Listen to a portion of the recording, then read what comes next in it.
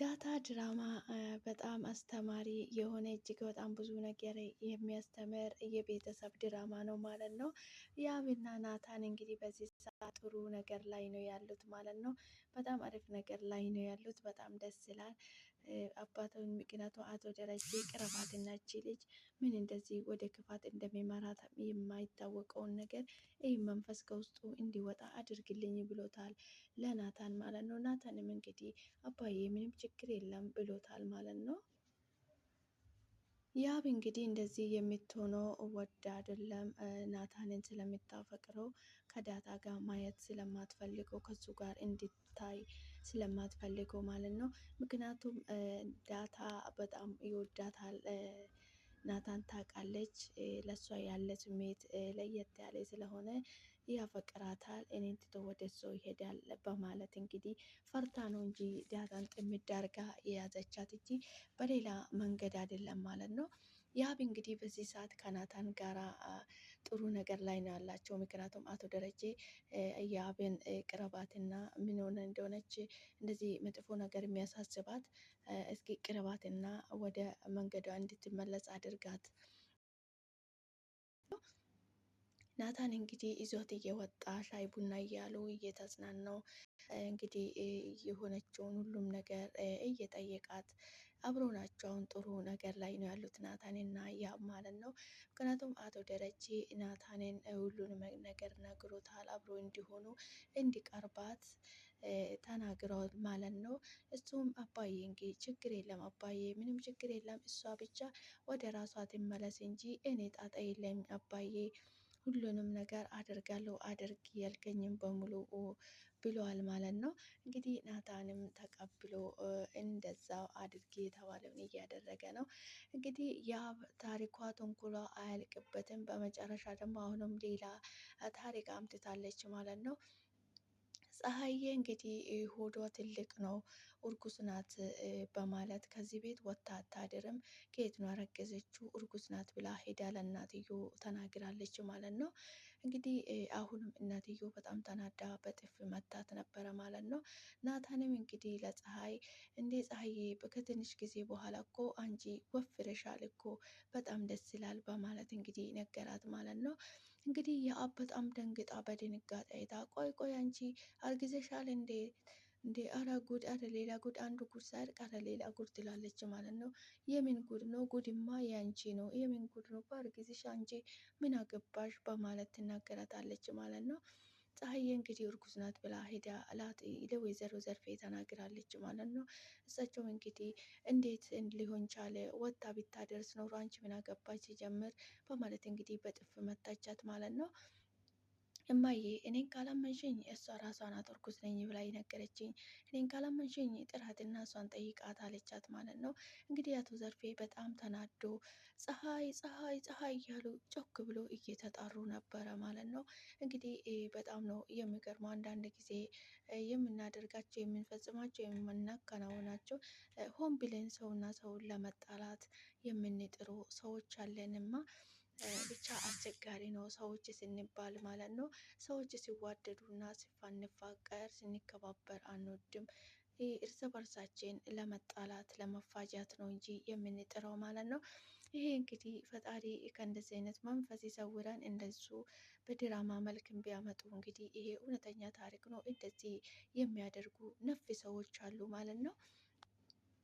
እንግዲህ የአብ እንደዚህ ጥምድ አድርጋ የያዘቻት ዳታን ከናታን ጋር እንድትቀርብ ነው ማለት ነው። ስልኳን ይዛ እንግዲህ ወደ ናታን እየጻፈች ነበረች። እንግዲህ ዳታ መታ ስልኬ ስጭኝ ስትላት ሽም ይሄ ጉድሽ ካልወጣ ዛሬ አባዬ የሚምጣ ይሄ ጉድ መውጣት አለበት ብላ እንግዲህ ስትታገላት ዳታ እንግዲህ እጇን ጠምዝዛ ወደ አልጋ ላይ ወርውራ ስልኳን ይዛ ሮጠች ማለት ነው።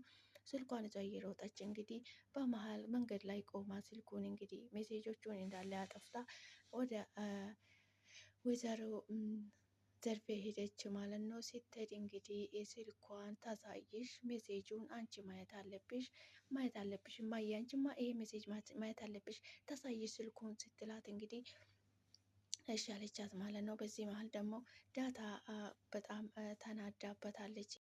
ነው። ምክንያቱም መንገድ ላይ ሆና ዲሌት አደርጋለች ሜሴጆቹን። ሰላም ሰላም! ውድና የተከበራችሁ የቻናል ቤተሰቦች፣ የኔ ውድ ቤተሰቦች እንዴት ናችሁ? ልኝ ደህና ናችሁ ወይ? እንኳን ወደ ቤቴ በሰላም መጣችሁ የኔ ውድ ቤተሰቦች። የምወዳችሁ የማከብራችሁ፣ ሰላማችሁ ይብዛልኝ በያላችሁበት ቦታ። እኔ ጋ የበዛ ሰላም ለእናንተም ይብዛ እያልኩ ዛሬ እንግዲህ በአዲስ ቪዲዮ መጥቻለሁ ማለት ነው የኔ ውድ ቤተሰቦች። ፈጣሪ በያላችሁበት ቦታ ከክፉ ነገር ሁሉ ይጠብቃችሁ። እንዴት ናችሁልኝ? ደህና ናችሁ ወይ? ፈጣሪ የተመሰገነ ይሁን። እኔ ጋር የበዛ ሰላም ለእናንተም ይብዛላችሁ እያልኩ ዛሬ እንግዲህ በአዲስ ቪዲዮ መጥቻለሁ ማለት ነው። ወደ ቻናሌ እንኳን ደህና መጣችሁ። ሼር፣ ላይክ፣ ሰብስክራይብ በማድረግ አበረታቱኝ።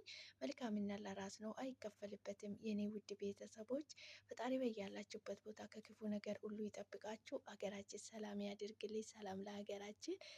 ወደ ቤቴ ተጋብዛችሁልኝ ስለምታደርጉልኝ በሙሉ እጅግ ከልቤ አመሰግናለሁ። ይህን ቪዲዮ እንደስታዩ ላይክ አድርጉልኝ። ከኛ የሚጎል ነገር የለም ማለት ነው። ሰላማችሁ ይብዛልኝ። ፈጣሪ ያሰባችሁትን የልባቸው ብሻት ከኃጢአት ውጭ ይፈጽምላችሁ። ከወደ ቤቴ በሰላም መጣችሁልኝ ይላቸዋለሁ። ሰላማችሁ ይብዛልኝ።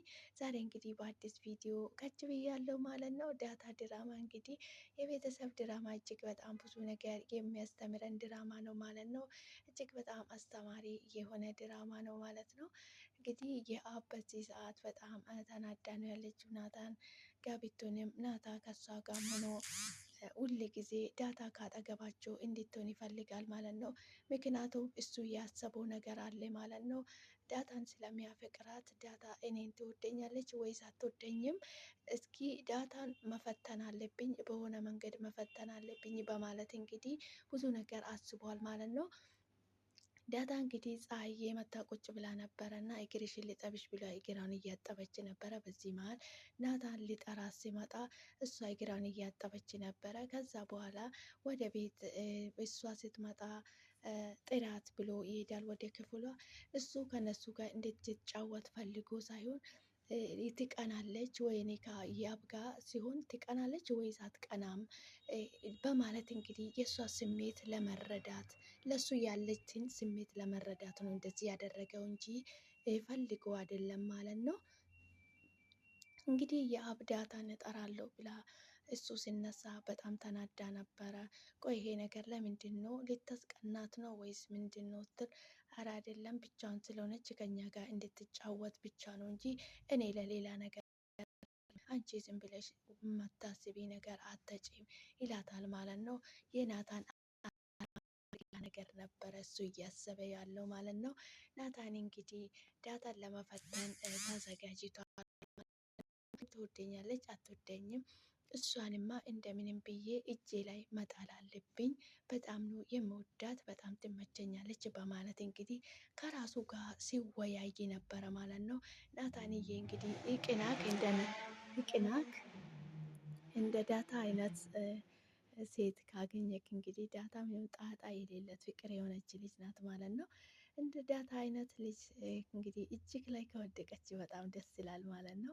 ናታን እንግዲህ ከያብ ጋር የሆነ ያብን ፈልጓት ወይ ወዷት ሳይሆን አቶ ደረጀ አብራት ሆነ ስላለ ነው እሺ ብሎ እየተቀበለው እንጂ ከእሷ ጋር ለመሆን ፍላጎቱ የለም ማለት ነው። እንግዲህ አንዳንድ ጊዜ ለሰዎች ፍላጎት፣ ለሰዎች ደስታ ስንል የማንፈልገውን ነገር እናደርጋለን ማለት ነው።